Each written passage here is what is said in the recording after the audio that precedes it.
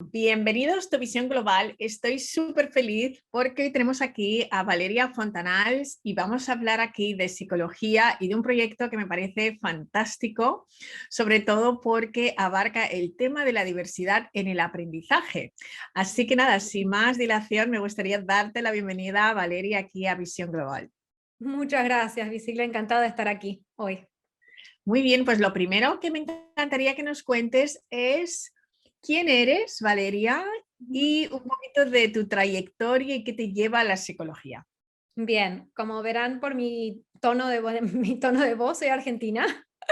Estudié en Argentina la carrera de soy licenciada en psicopedagogía y luego hice un máster en Harvard en Mind, Brain and Education para aprender cómo conectar la ciencia del cerebro y cómo afecta en la educación y en la conducta. Y he hecho siempre, hace 20 años que estoy trabajando y siempre estuve trabajando, haciendo una conexión entre la educación y la psicología. Trabajando en distintas culturas, desde, bueno, claramente en Latinoamérica, aquí en Estados Unidos hace ya varios años, como más de 10 años. En un momento también trabajé en China, en Beijing, más que nada desde el punto de vista de un startup, de un preschool basado en inteligencias múltiples. Y siempre estuve, como te comentaba antes, entre el mundo de la educación y la psicología para ayudar a niños especialmente que no son, que salen de la media, que te diría que hoy por hoy ya es más las personas, digamos, entendiendo un poco mejor cómo funciona el cerebro, cada vez más somos más los que en realidad ya no se sabe qué es la media, ¿me entiendes? Como claramente cada persona tiene un perfil de aprendizaje particular y bueno, y eso es lo que a mí me apasiona, es cómo de alguna forma ayudar tanto a los niños como a los padres, como a los maestros a poder encontrar un camino para que cada persona, para que cada niño pueda desarrollar lo mejor de sí mismo. ¿Y qué llamas tú inteligencias múltiples? Porque es la primera vez que oigo esta terminología y me fascina. Ok.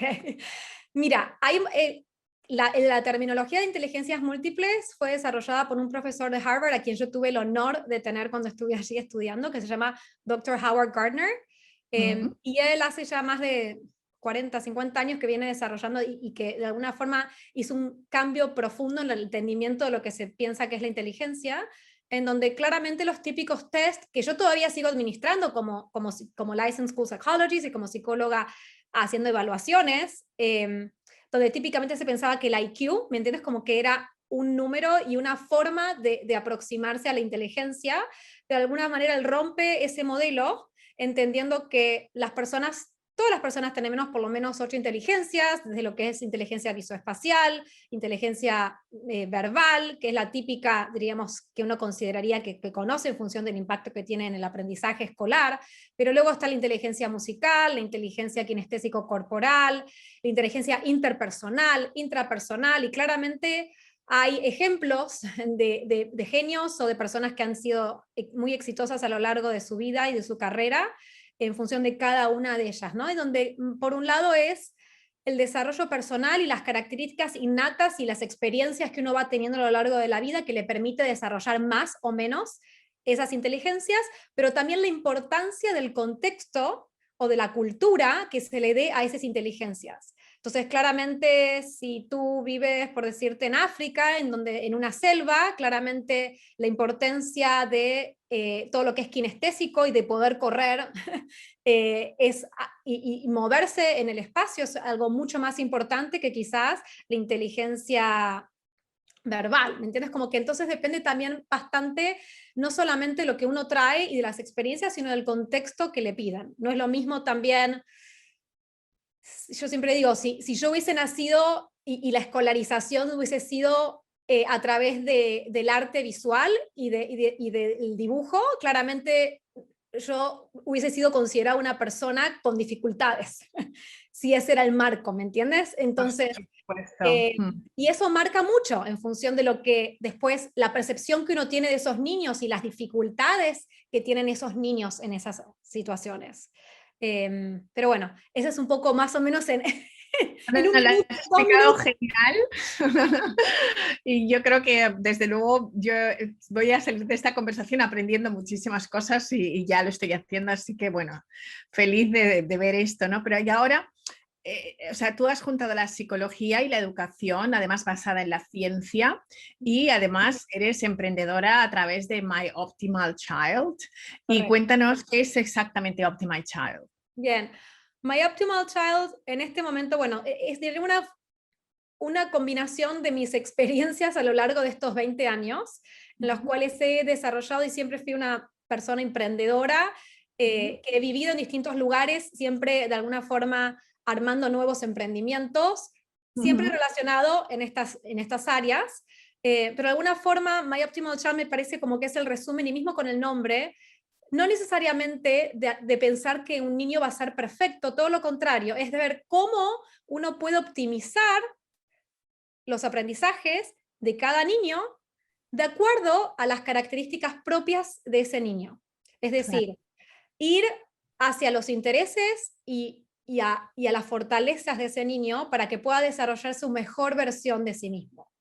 Y desde ese lugar acompaño tanto a familias, desde lo que es la parte más de evaluación específica, para identificar patrones, fortalezas y debilidades en función de las diferentes áreas de aprendizaje, donde también los ayudo a armar un plan de trabajo específico sobre los próximos pasos a hacer en función de la escolarización, programas de intervención, mismo qué pueden hacer los padres para ayudar y acompañar a esos niños a mejorar en sus aprendizajes, y también toda una parte de como desarrollo y capacitación a los maestros, con la idea de poder tomar en cuenta los diferentes contextos y las diferentes personas que están interactuando con esos niños, y también con los terapeutas. Tengo un equipo de terapeutas educacionales que trabajan directamente con los niños, tanto de manera remota como también de manera en persona en Miami, en donde usamos diferentes tipos de programas basados como en investigación de brain training, programas específicos para dislexia, para ADHD, para autismo, pero bajo una mirada de growth mindset, se llama, de cómo uno puede de alguna forma tener la percepción del esfuerzo y de que la inteligencia justamente no es algo fijo, sino que depende 100%, claramente uno nace con determinada predisposición, pero las experiencias que uno tenga en el sentido de lo que uno trabaje va a tener un impacto en ese desarrollo, y desde ese lugar es donde está puesto, digamos, mi hincapié, ¿verdad? Muy bien. ¿Y cómo promueves tú la diversidad en el aprendizaje? ¿No? No solo en tu trabajo día a día, sino si vas más allá, porque sabes que no todo el mundo está tan educado en ver este tipo de inteligencias, y los colegios siguen con muchísima rigidez y los sistemas escolares no son integrativos a todo tipo de inteligencias. ¿Cómo Sí. crees tú, desde tu posición, que estás promoviendo esa diversidad en el aprendizaje? Bien.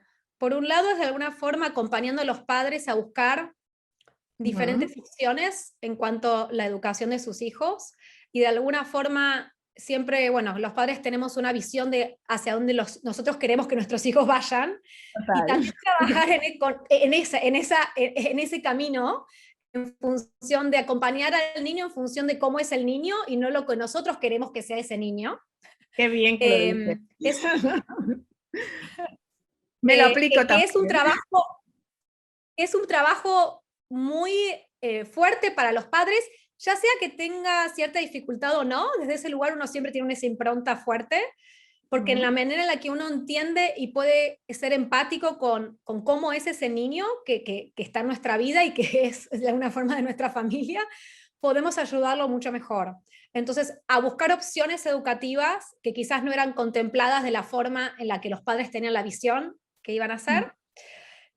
Tanto con los colegios, doy muchas capacitaciones a los colegios, y también participo desde lo que es, por ejemplo, aquí en Estados Unidos, las escuelas públicas tienen toda una serie de acomodaciones y IPs y 504 plans específicos. Yo acompaño a los padres en esas reuniones para que el colegio le pueda dar las acomodaciones y servicios que ese niño necesita. Y también formando a terapeutas en función de esto, porque más allá de, digamos, los educadores o algunos terapeutas tienen una visión, obviamente, en general, siempre se mira lo que falta del niño y no las fortalezas que ese niño tiene. Claro. Entonces te doy un ejemplo, estoy terminando de evaluar un niño no verbal, que claramente está dentro del espectro autista, y siempre el foco está a ver qué es lo que no puede hacer. Y a lo largo de la evaluación me encuentro que hace unos dibujos que son realmente, o sea, tiene un talento artístico fuera de lugar.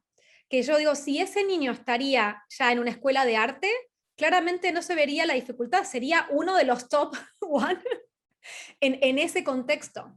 Entonces, claramente, me parece como desde ese ejemplo, no estoy diciendo de no trabajar claramente con las áreas de dificultad de ese niño, pero también valorar y tomar esas fortalezas para trabajar esas debilidades. Teniendo el interés grande que él tiene en el arte, se lo puede convocar para poder interaccionar mejor e interactuar con otros, ¿verdad? Por darte un ejemplo. Oh, qué maravilla. ¿Y cómo se puede aumentar la autoestima de un niño? ¿Es solamente a través de sus padres? Mira, yo lo veo la autoestima, digamos, en general uno forma la autoestima en función de la percepción que uno tiene de sí mismo, ¿verdad? De la capacidad que uno tiene. Y desde ese lugar hay bastante investigación dentro de este Growth Mindset Approach, que dice que muchas veces, de hecho, los padres con la buena intención de darle feedback, retroalimentación positiva de, eres un genio, eh, sos un ídolo, sos lo máximo. En realidad, ese tipo de feedback, que hay investigación específica sobre ese tipo de feedback, lo que hace es que el niño luego tenga una percepción fija de lo que es la inteligencia y lo estamos en realidad perjudicando desarrollar su autoestima. Porque si ese niño cree, si uno dice, sos un genio, porque suponte, no sé, dibujó algo lindo o hizo una cuenta de matemáticas súper, él va a pensar que no va a querer arriesgarse la próxima vez a hacer algo nuevo y quizás equivocarse, porque va a querer seguir teniendo ese feedback de que si yo soy un genio, tengo que ser siempre un genio, y entonces, ¿para qué tomar el riesgo de no seguir siendo genio? Claro. Entonces, desde ese lugar, en realidad, hablando de la autoestima, no lo estamos ayudando a tener una perspectiva de que la autoestima claramente se forma en función de lo que uno percibe que uno es capaz. Entonces siempre va a estar esperando recibir la felicitación del otro en vez de desarrollarse uno en función de decir, ok, esto lo estoy haciendo porque yo estoy poniendo el esfuerzo y estoy viendo que el esfuerzo que yo pongo tiene un resultado positivo y entonces yo creo en mí mismo de que yo sí voy a poder lograrlo. Con lo cual siempre lo veo en función de la capacidad. O sea, estas statements que uno dice, bueno, tú eres lo máximo, o como esas proclamaciones constantes de los padres o de los maestros, no necesariamente van a traer como más autoestima, de hecho hasta la puede perjudicar. Lo que va de alguna forma a formar nuestra manera de sentirnos capaces con nosotros mismos va a ser en realidad la experiencia que nosotros tenemos de lo que estamos haciendo. Entonces, si el niño no puede, por ejemplo, sumar, bajo el mismo ejemplo, y ve que otros niños lo están haciendo de manera increíble, por más que tú le digas 300 veces que no importa, tú eres lo máximo, él va a vivir que claramente no lo está haciendo. Entonces es también, de alguna forma, tomar en cuenta lo que el niño está viviendo y decir, sí, en este momento es un desafío hacer esa cuenta, pero si tú trabajas de determinada forma y vemos qué estrategias puedes usar, lo vas a poder pasar. Y de esa forma entonces se va creando, por un lado, el hábito del trabajo y de querer esforzarse, y el niño va a pensar que no es una cuestión de un problema de él, sino que es una cuestión más de qué es lo que está haciendo él para poder mejorar. Y de esa Claro, forma me parece que se puede mejorar la autoestima. qué bueno. Oye, ¿y cómo piensas que COVID Ujú. ha afectado pues para las personas, por ejemplo, que necesitan una educación especial y ahora, bueno, pues con toda la educación online, ¿qué Ujú. podrías explicarnos acerca de estos desafíos que seguramente habéis tenido que Bien. afrontar, ¿no? Primero te voy a contar los aspectos positivos, así como os digo, de Strength Faith Approach para mirar a los niños. Te voy a contar mi visión de esta situación ¿Mm? positiva, pues claramente, diríamos, de los desafíos que ha resultado. Pero creo que COVID, el hecho de que los padres hemos estado tan involucrados en la educación académica de nuestros hijos, en Ujú. general, ha ayudado a que los padres sean mucho más conscientes de los desafíos que quizás que esos niños tienen, por Claro. empezar. Para bien o para mal, comparando también lo que está sucediendo digamos, en el meeting con los otros niños, en donde cómo puede ser, yo no sabía que mi hijo no podía hacer esto y que en realidad se espera que ese niño esté haciendo eso digamos, en la clase. Con lo cual me parece, y ya también sentido la necesidad de los padres de buscar ayuda y de buscar ellos qué herramientas pueden hacer para ayudar a sus niños. Claro. Te diría que en los primeros meses de COVID, la interacción que yo tuve con los padres, donde todavía los terapeutas no podían ir a trabajar con esos niños, ha para mí sido fantástica en el sentido de poder, de alguna forma, donde siempre yo trabajé con los padres, de qué maneras intervenciones ellos podían hacer en la casa, pero que esto se vio reflejado en un nivel de grado mayor, porque ellos eran los únicos que realmente podían trabajar de manera directa con esos niños. Y entonces de esa forma se ha empoderado a los padres con determinadas estrategias que ellos están como mucho más dispuestos también a hacerlo, ¿no? Claro. Eso me pareció positivo, y por otro lado también algunos niños donde tienen dificultades sociales, el hecho a nivel académico, no claramente a nivel social, pero a nivel académico se han visto beneficiados, porque el hecho de no tener que estar en la clase y estar como mirando qué es lo que está sucediendo con los otros niños y demás, les ha permitido sentirse mejor en el momento de tener que enfrentarse a una situación de aprendizaje académico. Claramente es el menor de los casos, pero que ciertos niños se han visto beneficiados en ese aspecto. Ahora, claramente, lo que son niños con necesidades especiales que están dentro del rango de los 6 años para abajo, claramente eso afectó increíblemente, donde claramente lo que es la relación con el terapeuta, la relación con el educador, es algo muy importante.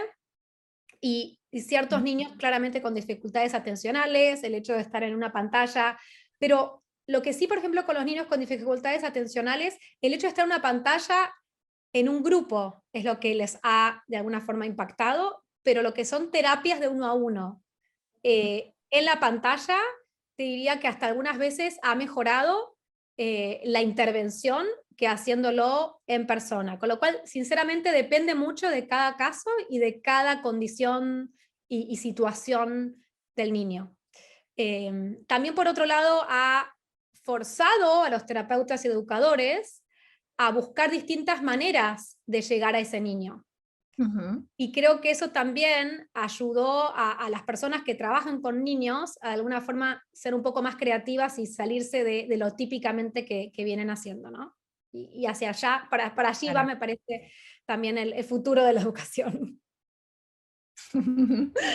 Oye, pues hablando ya para concluir del futuro de la educación, ¿cómo crees que toda esta diversidad en el aprendizaje puede contribuir a esta nueva sociedad, ¿no? En la que ya estamos viviendo y hacia dónde vamos, ¿no? O sea, déjanos ya con esa nota de color de cómo en realidad el haber integrado todo este tipo diferentes de inteligencias puede hacer cambios en la sociedad donde vivimos ahora. Bien, claramente no es que ahora tenemos nuevas inteligencias que hace 50 años, pero claramente el mundo está cambiando y cada vez más, desde todo punto de vista, hasta en el marketing, se está customizando, individualizando las necesidades de cada persona. Y eso creo que el marketing y el mundo empresarial lo ha podido aprovechar mucho más rápido de lo que es la educación. La educación está un poco detrás, pero hacia allí vamos, ¿verdad? O sea, entendiendo en realidad con la neurociencia cómo funciona el cerebro y en donde claramente hay diferentes patrones de aprendizaje, diferentes maneras y diferentes destrezas y habilidades que cada persona trae a la mesa para poder brindar de alguna forma nuevas soluciones a los problemas que eventualmente vamos a estar enfrentados o lo que nos enfrentamos. Con lo cual el entendimiento de que cada persona es única y que cada inteligencia o que cada destreza puede traer algo novedoso y positivo para un mundo que es totalmente diverso y, y en donde ya quizás la educación pensada desde la memorización y desde la lectura y desde la matemática como que ya claramente no, eso es importante, pero no necesariamente es lo que va a hacer que una persona eventualmente tenga las habilidades y destrezas para poder manejarse en un mundo global como el de ahora, y claramente todavía no sabemos bien qué habilidades específicas van a tener esos niños dentro de 10 años, pero sí se sabe y hay un montón de investigaciones en función de cómo la capacidad para poder trabajar en equipos, capacidad de resolver problemas, más allá de qué tipo de problemas sean, como que esa habilidad analítica de resolución de problemas, de creatividad y la relación interpersonal, sí se sabe que es algo muy importante y diríamos crucial para las nuevas generaciones, y donde todavía la educación, de hecho, de todas estas habilidades que te nombro, casi no están en el currículum. Es verdad, es verdad. Bueno, pero yo creo que de la manera en que lo explicas, con tanto entusiasmo y con tanta pasión, yo creo bueno, que hace que tengas ese compromiso también con esa nueva educación hacia dónde vamos, ¿no? Y yo creo que ya a través de tu empresa lo estás haciendo, pues educando a un montón de personas, y tu contribución seguro que va a ser celebrada. Así que bueno, pues muchísimas gracias de verdad por dedicarnos tu tiempo y tu sabiduría a compartirla con nosotros hoy. Te agradezco muchísimo, Visila, y muchas gracias por invitarme. Un placer estar aquí y bueno, nos veremos quizás en otro momento para seguir. Segurísimo, segurísimo, y querremos seguir aprendiendo de ti, porque esto no está terminado. Hoy nos has dado solamente una pincelada. Muchas gracias. Bueno, buenísimo día, que tengas un buenísimo día y nos vemos pronto. Gracias. Bye, chao.